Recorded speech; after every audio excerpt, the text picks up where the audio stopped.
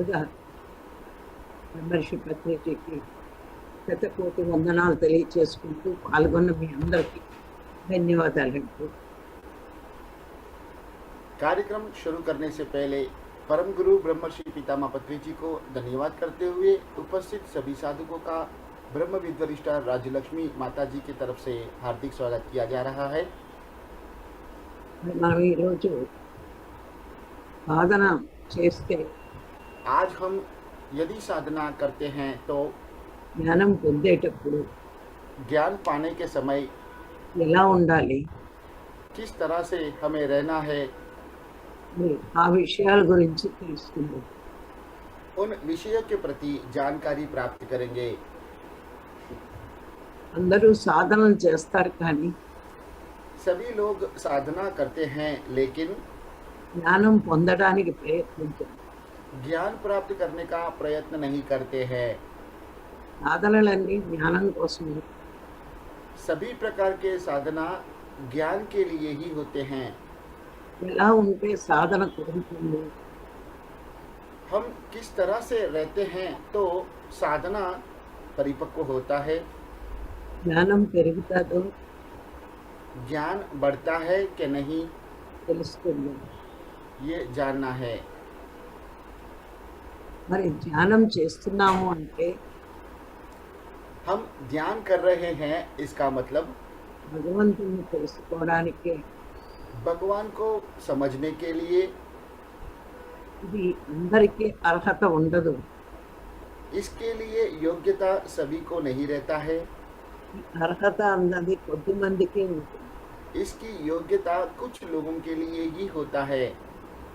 మరి మనము భగవంతుడి ఇష్టం అంటాం, हम भगवान को पसंद करते हैं लेकिन మనం పరమాత్మని ఇష్టమన్న ప్రవర్తన అంతా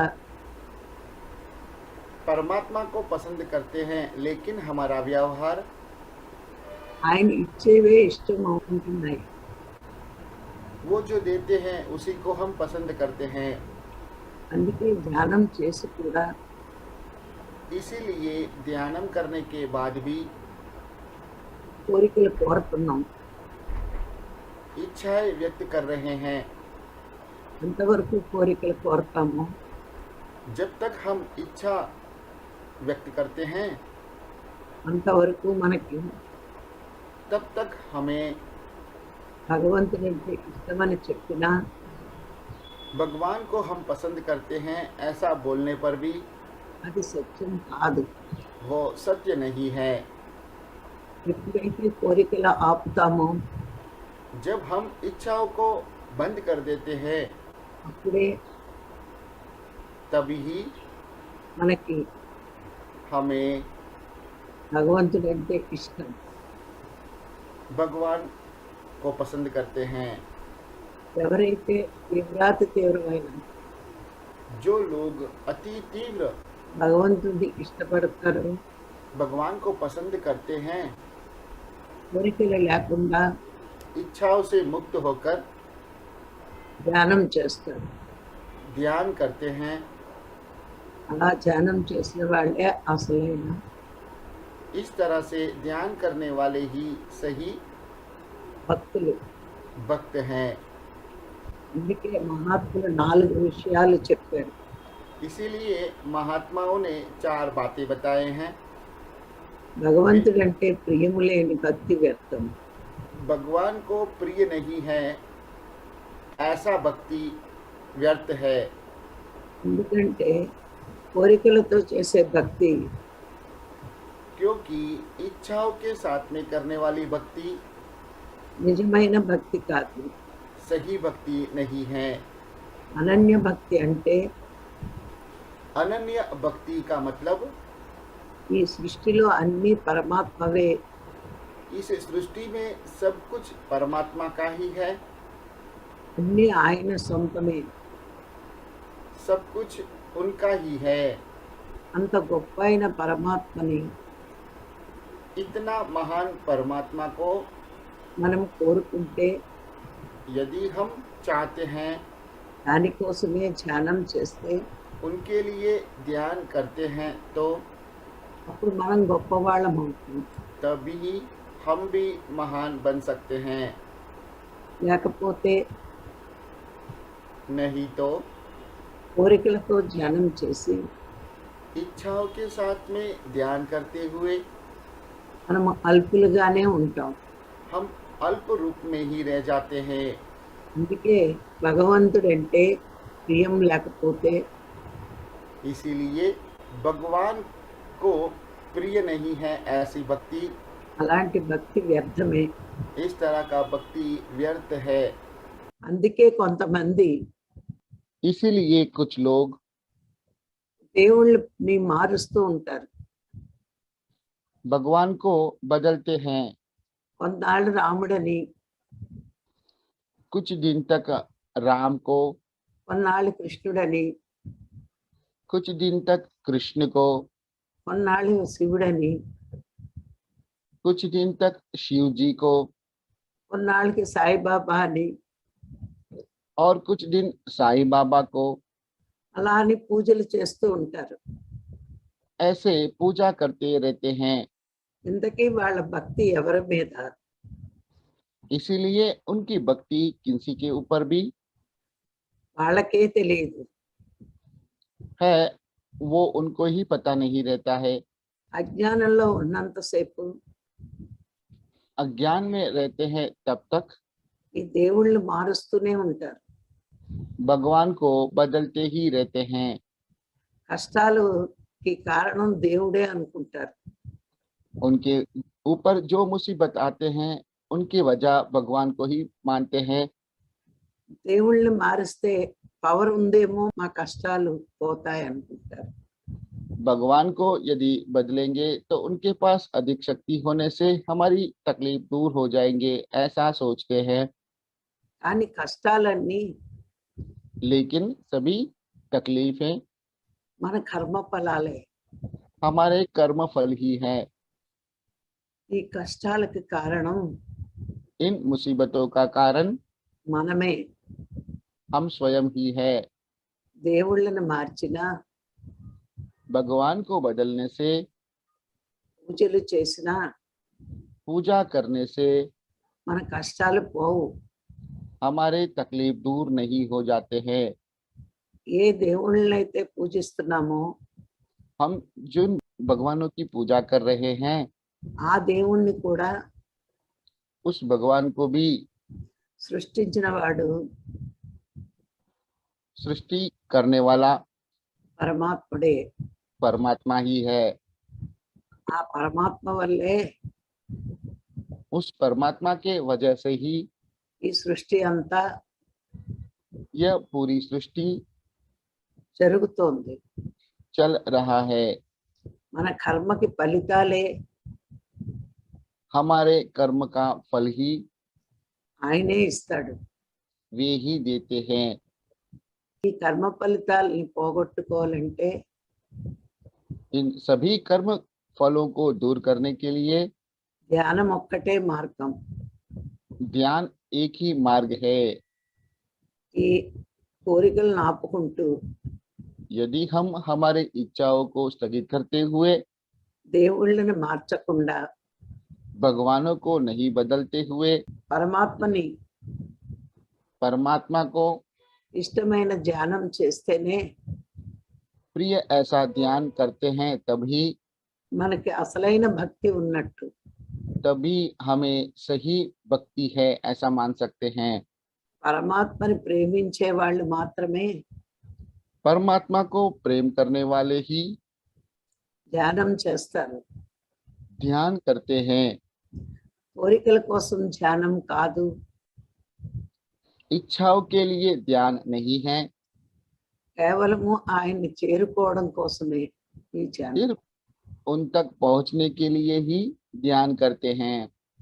ఆ భావన ఉంటే यदि ऐसा भाव रहता है మనము చాలా తొందరగా हम बहुत ही जल्दी से జ్ఞానం పెంచుకుని ध्यान बढ़ाकर పరమాత్మని చేరుకోగలం. परमात्मा तक पहुंच पाएंगे। అందుకే పరమాత్మ అంటే ప్రియం ఉండాలి. इसीलिए परमात्मा को प्रिय बनाना है। ఆయన సృష్టి మీద ప్రేమ కాదు, उनकी सृष्टि के ऊपर प्रेम नहीं दिखाना है, ఆయన మీదే ఉండాలి. उनके ऊपर ही प्रेम होना चाहिए। అప్పుడే మనకు ఆనందం దొరుకుతుంది. तभी हमें आनंद मिलता है। రెండో పాయింట్, दूसरा पॉइंट, వైరాగ్యము లేని वैराग्य नहीं है ऐसा యోగం కూడా వ్యర్థం. योग भी व्यर्थ है। యోగ మార్గంలో ఉన్నాము అంటే योग मार्ग में है, इसका मतलब మనం వైరాగ్యం ఉండాలి. हमें पहले वैराग्य रहना चाहिए। వైరాగ్యం అంటే वैराग्य का मतलब ఇవన్నీ శాశ్వతం కాదు, ये सब शाश्वत नहीं है। ఈ భార్య ఈ పిల్లలు ये पति और ये पत्नी, సంతానం, संतान, మరి ఈ సృష్టి ये सब इस सृष्टि का నశించిపోయేవే. सब कुछ नाश होने वाला ही है। భగవంతుడు ఒక్కడే శాశ్వతం. एकमात्र भगवान ही शाश्वत है। అలా మనం భావించినప్పుడు जब हम ऐसे भाव में रहते हैं, మనకి అన్నిటినీ అనుభవిస్తాం, కానీ हम सबका अनुभव करते हैं, लेकिन వాటి మీద उनके ऊपर మమకారం పెంచుకోము. ममत्व नहीं बढ़ाते हैं। మనం మమకారం పెంచుకోనప్పుడు यदि हम ममत्व नहीं बढ़ाते हैं, మనకి బాధ ఉండదు. हमें दुख नहीं रहता है। మమకారం లేకపోతే ममत्व नहीं रहता है तो వదలాలంటే ममत्व को दूर करने के लिए, ఇవన్నీ వదలాలంటే इन सभी को दूर करने के लिए బాధ భయము ఉంటుంది. डर और दुख रहता है। మరి మనం ప్రపంచాన్ని వదలకపోతే यदि हम दुनिया को नहीं छोड़ पाते हैं పరమాత్మని చేరుకోలేము. तो हम परमात्मा तक नहीं पहुंच पाएंगे। యోగ మార్గంలో ఉన్న వాళ్ళు योग मार्ग में रहने वाले ఈ ప్రపంచం అశాశ్వతమని, यह दुनिया अशाश्वत है ऐसा, పరమాత్మే శాశ్వతమని परमात्मा ही शाश्वत है ऐसा తెలియకపోతే नहीं जान पाते हैं వైరాగ్యం రాదు. तो वैराग्य नहीं आता है। వైరాగ్యం లేకపోతే यदि वैराग्य नहीं रहता है పరమాత్మను చేరుకునే మార్గంలో तो परमात्मा तक पहुंचने का मार्ग में మనము ముందుకు వెళ్ళలేము. हम आगे बढ़ नहीं पाएंगे। అందుకే వైరాగ్యం ఉంటేనే యోగం కుదురుతుంది. इसीलिए वैराग्य रहेगा तो ही योग भी बनता है। ఇక మూడో పాయింట్, तीसरा पॉइंट, శాంతము లేని शांति नहीं है ऐसा జ్ఞానము ज्ञान వ్యర్థము. व्यर्थ है। మనం జ్ఞానం పొందుతున్నప్పుడు हम ज्ञान प्राप्त करते वक्त శాంతంగా ఉండాలి. शांति से रहना है। జ్ఞానం పొందుతున్నాము అంటే ज्ञान प्राप्त कर रहे हैं, इसका मतलब ఆనందం దగ్గరికి చేరుకుంటున్నామని. आनंद के करीब पहुंच रहे हैं। ఆనందము అంటే ఆత్మలో ఉంటుంది. आनंद आत्मा में रहता है। ఆత్మని చేరుకున్నప్పుడు आत्मा तक पहुंचने पर మరి మనము ఆనందంగా ఉండాలి, కానీ हमें आनंदित होकर रहना है, लेकिन ఆనందంగా ఉన్న వాళ్ళకి आनंदित रूप से रहने वालों को క్రోధం ఉండదు, क्रोध नहीं रहता है, శాంతంగా ఉంటారు. शांति से रहते हैं।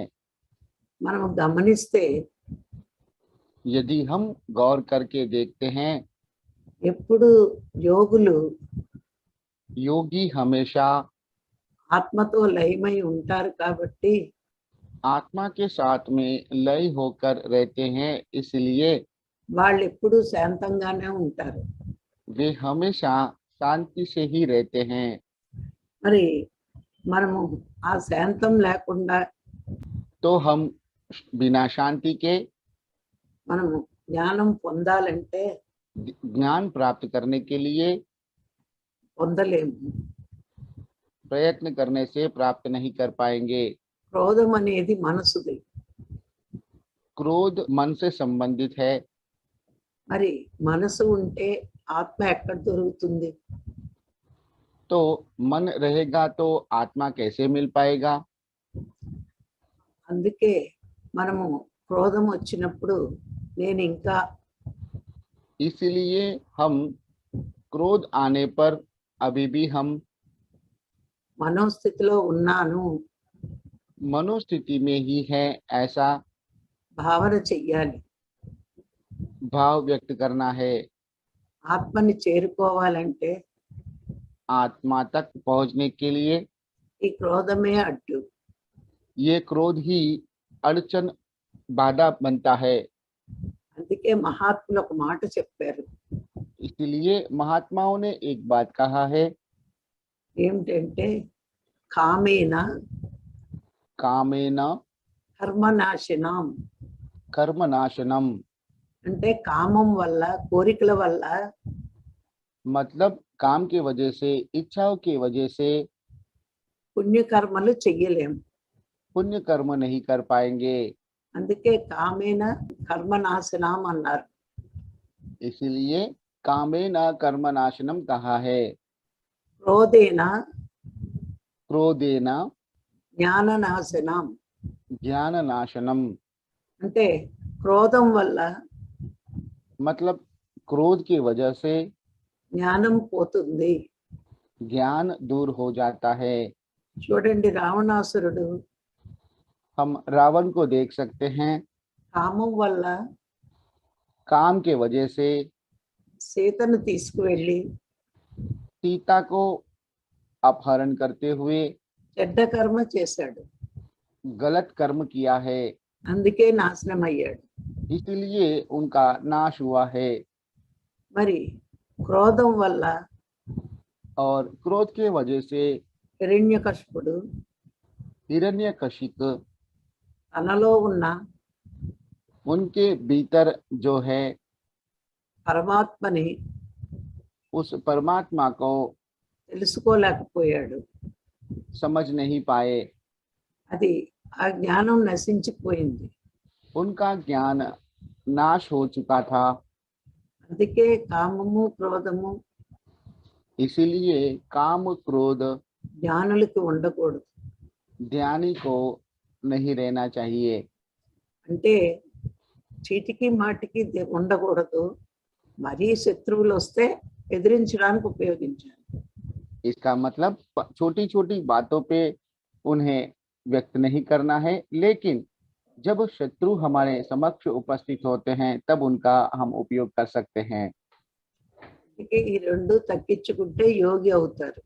इसीलिए इन दोनों को यदि हम कम कर पाते हैं तब योगी बन जाएंगे। మరి పరీక్షిత్ మహారాజు గురించి మీ అందరికీ తెలుసు. हम सब परीक्षित महाराज के बारे में जानते हैं। ఒకరోజు అడవికి వెళ్ళి వేటకు వెళ్ళినప్పుడు एक दिन परीक्षित महाराज जंगल में शिकार के लिए जाते हैं। ఆయనకి దాహం వేసింది. उन्हें प्यास लगता है। అప్పుడు శమీక మహర్షి ఆశ్రమానికి వెళ్ళాడు. शमीका महर्षि के आश्रम के समीप जाते हैं। అక్కడ ఆశ్రమం ముందు ఆయన ధ్యానం చేసుకుంటున్నాడు. वहां पे आश्रम के पास वे ध्यान कर रहे थे। ధ్యానం చేసుకునే వాళ్ళు మాట్లాడరు కదా, చూడరు కదా. ध्यान करने वाले बात नहीं करते हैं, देखते भी नहीं हैं। అని ఈయన వెళ్ళి ఆయన్ని దాహంగా ఉంది, నీళ్లు కావాలంటాడు. तभी ये राजा उनके पास जाकर मुझे प्यास लग रहा है, मुझे पानी चाहिए, ऐसा पूछते हैं। ఆయన పలకలేదని కోపంతో जब उनका प्रत्युत्तर नहीं दिया तो गुस्से से చనిపోయిన పాముని తీసి ఆయన మెడలో వేస్తాడు. जिसकी मृत्यु हो चुका है ऐसा सांप को लेकर उनके गले में डाल देते हैं వెళ్ళిపోతాడు. और वहां से चले जाते हैं। ఆయన కొడుకు దండి उनका पुत्र का नाम है दंडी। వచ్చి చూస్తాడు. वो आके देखते हैं మా నాన్న ధ్యానం చేసుకుంటున్నాడు, मेरे पिताजी ध्यान कर रहे हैं, మరి ఎవరు ఈ పాముని వేశారు అని దివ్య దృష్టిలో చూస్తాడు. उनके गले में ये सांप कौन डाला है वो दिव्य दृष्टि से देखते हैं। మరి ఆయన ఈ పాముని వేసిన వాడు तभी वो सांप डालने वाले को వారం రోజుల్లో एक सप्ताह में పాముతే మరణించాలని శపిస్తాడు. सांप से ही उनकी भी मृत्यु होना चाहिए ऐसा श्राप देते हैं। చూడండి, దాహం అనే కారణంతో हम देख सकते हैं प्यास के कारण की वजह से, నిగ్రహించుకోలేక प्यास के कारण की वजह से बिना सहन किए శాపానికి గురి అయ్యాడు. शाप के शिकार हो चुके हैं। అందుకే చిన్న చిన్న కోపాలు इसलिए छोटे छोटे गुस्साओं की वजह से మనం ప్రకటిస్తే उनको प्रकट करते हैं, మనకే నష్టం. हमें ही तकलीफ होता है। అందుకే పత్రిసారు इसीलिए पत्री जी సహనమే सहन ही ప్రగతి అంటారు. प्रगति ऐसा कहते हैं। జ్ఞాన నవరత్నాల్లో చెప్తారు అలా. ये ज्ञान नवरत्न में बताते हैं। ఇక మౌనము లేని సాధన వ్యర్థం. मौन నాలుగో का point. चौथा पॉइंट, बिना मौन का साधना व्यर्थ है। అంటే సాధన చేసేవారు मतलब साधना करने वाले ఎక్కువ మౌనముగా ఉండాలి. अधिक मौन में रहना चाहिए। బాహ్య మౌనము ఉండాలి, बाह्य मौन में भी रहना है, అంతర్మౌనము ఉండాలి. अंतर मौन में भी रहना है। బాహ్య మౌనంగా ఉంటే बाह्य मौन से रहते हैं तो తనని తాను अपने आप को గమనించుకుంటారు. अपने आप को ही समझ पाते हैं। ఎప్పుడు మాట్లాడేవారు हमेशा बात करने वाले తనని తాను గమనించుకోరు. अपने आप को देख नहीं पाते हैं। మౌనంగా ఉన్నవాళ్ళు मौन में रहने वाले తనని తాను अपने आप को గమనించుకుని देखते हुए ఏ తప్పులు చేస్తున్నామో वो किस तरह की गलतियां कर रहे हैं సవరించుకుంటారు. उन्हें ठीक कर लेते हैं। మౌనం వల్ల मौन की वजह से మనలో हम में చాలా మార్పులు వస్తాయి. अनेक तरह के बदलाव आते हैं। పక్క వాళ్ళ గురించి दूसरों के बारे में మనకి తెలియనివి, जो हम नहीं जानते हैं, మనకి అక్కర్లేనివి जिसकी हमें आवश्यकता नहीं है, మాట్లాడము. उसकी बात नहीं करते हैं। మాట వల్లే बातों की वजह से ही ఎన్నో కర్మలు अनेक कर्म చేస్తాము. करते हैं। ఇలాంటి కర్మలన్నీ ఆపవచ్చు. उस तरह के सभी कर्मों को हम स्थगित कर सकते हैं। బాహ్య మౌనం వల్ల बाह्य मौन की वजह से మరి మనం కర్మలను ఆపుతాం. हम कर्म को स्थगित कर सकते हैं, మరి అంతర్మౌనం వల్ల लेकिन अंतर मौन की वजह से మన సాధన చక్కగా కుదురుతుంది. हमारी साधना को सही ढंग से कर सकते हैं। ఎందుకంటే బాహ్య మౌనం లేకపోతే क्योंकि बाह्य मौन नहीं रहता है तो మనం ఎన్నో విషయాలు हम अनेक विषय के प्रति దృష్టి పెట్టి दृष्टि केंद्रित करते हुए మనకి ధ్యానంలో ఆలోచనల రూపంలో వస్తాయి. वही विचार ध्यान में आते हैं। అందువల్ల ధ్యానం కుదరదు. इसलिए ध्यान में लय नहीं हो सकते हैं। ధ్యానులు ఎప్పుడూ కూడా ध्यानियों को हमेशा మనకి అక్కర్లేని విషయంలో अनावश्यक विषयों में మనం మాట్లాడకుండా बिना बात किए మనము వాటి మీద దృష్టి పెట్టకుండా उनके ऊपर दृष्टि केंद्रित नहीं करते हुए ఉంటే మనము रह पाएंगे, तो ही हम బాహ్య మౌనము అంతర్మౌనము बाह्य मौन और अंतर मौन में చాలా గొప్పగా చేస్తాము. बहुत ही अद्भुत रूप से कर पाएंगे। అప్పుడు ధ్యానం చక్కగా కుదురుతుంది. तभी ध्यान ठीक से कर पाएंगे। అందుకే ఈ 4 విషయాలు इसीलिए इन 4 बातों को మళ్ళా ఒక్కసారి చెప్పుకుందాం. फिर से पुनरावर्तित किया जा रहा है। భగవంతుడి మీద ప్రేమ లేకపోతే ఆ భక్తి వ్యర్థం. यदि भगवान के ऊपर प्रेम नहीं है तो वो भक्ति व्यर्थ है। వైరాగ్యం లేని वैराग्य नहीं है, యోగము వ్యర్థం. ऐसा योग व्यर्थ है। శాంతము లేని शांति नहीं है, జ్ఞానము వ్యర్థం. ऐसा ध्यान व्यर्थ है। మౌనము లేని मौन नहीं है, సాధన వ్యర్థం. ऐसा साधना व्यर्थ है। అందుకే ఈ 4 పాటించకపోతే इसलिए इन 4 का पालन नहीं करेंगे तो మనము యోగిగా మారలేము. हम योगी के रूप में नहीं बन सकते हैं। మరి ఈ రోజు ఈ అవకాశం ఇచ్చి మీ అందరికీ మరొకసారి ధన్యవాదాలు. Thank you. आज का इस सेशन के लिए मौका देने के लिए आप सभी को माता जी की तरफ से धन्यवाद दिया जा रहा है। Thank you. गीता जी अपने आप को अनम्यूट कीजिए। नमस्ते राजलक्ष्मी मैडम। నమస్తే. श्री चिरंजीवी सर। नमस्ते मैम। आज आप और कुछ बात बताए साधना करने के लिए ठीक तरह से ध्यान कैसे हो पाएंगे, मन में जो कुछ नहीं रखना चाहिए इसके बारे में आपने बहुत ही अच्छी तरह से बताए। सभी लोग साधना करते हैं लेकिन ध्यान ठीक नहीं करते हैं। रोज साधना तो करते हैं लेकिन वो ध्यान भी ठीक तरह से होना चाहिए। इसके लिए क्या करना चाहिए, आप 4 बातें बताए हैं। यदि भगवान को प्रिय नहीं है तो ऐसे भक्ति व्यर्थ है हम सोचते हैं, ये बात गलत है। आपने बताए सब कुछ उनका ही है, भगवान का ही है सब। हम इच्छा के साथ भगवान को अप्रोच नहीं करना चाहिए, भगवान को नहीं मिलना चाहिए।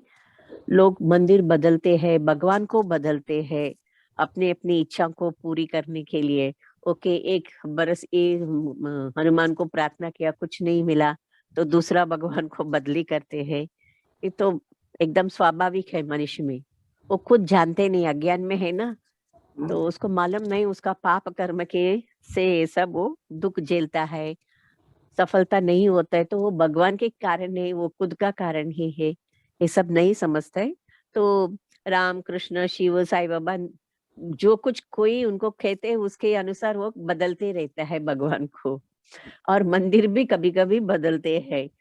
तो कोई कहते हैं 18 सोमवार करो, 18 शुक्रवार करो, तो ऐसे ही चलता है। ये सब अज्ञान में है मनुष्य। तो भगवान को भी बदलते हैं और मंदिर को भी बदलते हैं, लेकिन ये सब बदलने से कुछ नहीं मिलने वाला है। ये सब अपने पाप कर्म की वजह से है, ऐसे आपने बताए। और ध्यान एक ही मार्ग है, भगवान को न बदलते हुए मंदिर भी नहीं बदलना चाहिए, भगवान को भी नहीं बदलना चाहिए। परमात्मा को पसंद करने वाले ध्यान करते हैं। हम ट्रूली भगवान को पसंद करते हैं तो हम ध्यान करना चाहिए, भगवान को बदलना नहीं चाहिए। इच्छाओं के लिए हम भगवान के पीछे में नहीं रहना चाहिए। भगवान को मालूम है हमें क्या देना है, जितना देना है उतना ही देगा। ये समझ में आना चाहिए। तो इसलिए हम जल्द ही ध्यान बढ़ाकर परमात्मा को पहुंचना है, उनकी सृष्टि पर नहीं, भगवान को ही दोष नहीं देना चाहिए। सृष्टि जो कुछ भगवान बनाए वो सब नाश में है, भगवान अविनाश है, तो ध्यान बढ़ाकर उनके पास पहुंचने के लिए प्रयत्न करना चाहिए। फिर दूसरी बात, वैराग्य नहीं है ऐसा सोचना भी व्यर्थ है। योग मार्ग है तो पहले वैराग्य होना चाहिए। यह सब पति पत्नी, ये मेरा बच्चे, मेरा घर, ऐसे ही उनके पीछे नहीं रहना चाहिए। एकमात्र भगवान ही शाश्वत है, बाकी कोई शाश्वत नहीं है। हम फैमिली में आए हैं, यस हमारी माता है, पिता है, पति है, पत्नी है, बच्चे हैं, लेकिन ये सब शाश्वत नहीं है। हम बहुत ही अच्छी तरह से समझना चाहिए। हम सबका अनुभव करते हैं, लेकिन ममत्व बढ़ाना नहीं चाहिए। बहुत ही ममत्व यानी प्यार, अफेक्शन देंगे तो फिर दुख ही झेलेंगे। इसके लिए हमको बहुत ही मेच्योरिटी आना चाहिए, परिपक्वता। एक चिरंजीवी सर ने उपयोग किया, सभी के लिए एक परिपक्वता होना चाहिए कि ममत्व भी कितना रखना चाहिए, वो छोड़ देना चाहिए एक टाइम के बाद, और भगवान के ऊपर बहुत ही ममत्व रखना चाहिए। उसके लिए ध्यान बढ़ाना चाहिए। यदि वैराग्य नहीं तो परमात्मा तक पहुंचने नहीं पाएंगे, ये भी आपने बताए। इसलिए वैराग्य योगी भी बनता है। तीसरा पॉइंट, शांति नहीं, ऐसा ज्ञान व्यर्थ है, ऐसा भी नहीं सोचना चाहिए। हम ध्यान में आए तो शांति से रहना है, हम आनंद के करीब पहुंच सकते हैं। हमें आनंदित होकर रहना है कभी भी। वैसे व्यक्ति को क्रोध नहीं आना चाहिए। पहली बात, क्रोध नहीं होना चाहिए। शांति से कभी भी ध्यान में भी बैठना चाहिए। हमारा वातावरण भी शांति में है क्या देखना भी चाहिए। इसके लिए क्रोध एक बहुत सी बड़ी बाधा है हमारे ध्यान में। हम बैठते हैं या ध्यान में लगातार करते हैं, क्रोध एक बड़ी बाधा है हमारे लाइफ में। योगी कभी आत्मा से जुड़कर शांति में रहता है। हम लोग योगी नहीं है, घर वाले हैं, घर गृहस्थी संभालने वाले हैं, तो हम लोग योगी नहीं है। फिर भी ये ध्यान में रखना चाहिए कि क्रोध में कभी नहीं आना चाहिए। घर का वातावरण ही बदल जाता है क्रोध रहेंगे तो हम कैसे ध्यान कर पाएंगे। तो हम बिना शांति से ध्यान नहीं कर पाएंगे। मन रहेंगे तो आत्मा कैसा रह पाएगा। ये मन से जरा सब दूर रहना चाहिए। आत्मा तक पहुंचने के लिए क्रोध एक बड़ा अड़चन है, बाधा है, ऐसे आपने बताए। और काम और क्रोध का 2 एग्जाम्पल्स दिए आपने। कामेना कर्म नाशनम, आप एक बात बताए, और क्रोधेना ध्यान नाशनम, और एक बात बताए। रावण का और हिरण्यकशिपु का बहुत ही अच्छी तरह से आपने एग्जाम्पल्स दिए। काम के वजह से रावण अपना नाश खुद पा लिया, और क्रोध के वजह से हिरण्यकशिपु ने अपने अंदर जो बैठे परमात्मा को भी वो नहीं जान पाया, वो सब क्रोध के वजह से। इसलिए काम क्रोध ध्यानी को नहीं रखना चाहिए। और परीक्षित महाराजा का भी आपने एक सुंदर सा उदाहरण दिए, ये हमें मालूम नहीं था। शमिका महर्षि के बारे में आज मुझे पता चला। परीक्षित महाराज मैंने सुना है स्टोरी में, लेकिन ऐसे कहानी मैंने नहीं सुना मैडम, आपके जरिए ही मैंने सुना। ग्रैंडसन, धर्मराज की grandson. Okay okay, oh yes Abhimanyu yes, का पुत्र। Okay okay okay madam. Shamika महर्षि को आश्रम पहुंचते हुए बहुत प्यास लगा, पानी देने के लिए वहां परीक्षित महाराजा नहीं थे, क्योंकि वो बहुत डीप ध्यान में थे। उसको गुस्सा आया तो उसने मरा हुआ एक सांप को उसके गले में डाल के गया, लेकिन उसको पुत्र दंडी को मालूम पड़ गया। उसने ध्यान दृष्टि से समझ लिया कि कौन वहां आश्रम में आया था, और उसके पिता के ऊपर मरा सांप फेंक के गया, और उसको भी वैसे ही मरण होएगा करके श्राप भी दे दिया। तो इसमें क्या मालूम पड़ता है कि हमको बहुत सहन शक्ति भी चाहिए, जल्दी क्रोध में नहीं आना चाहिए। मुझे ये बात बहुत अच्छी समझ में आती है। मैं आपके ध्यान कक्ष में आने तक मुझे बहुत क्रोध आती थी, अभी नहीं आती है, ज्यादा नहीं आती।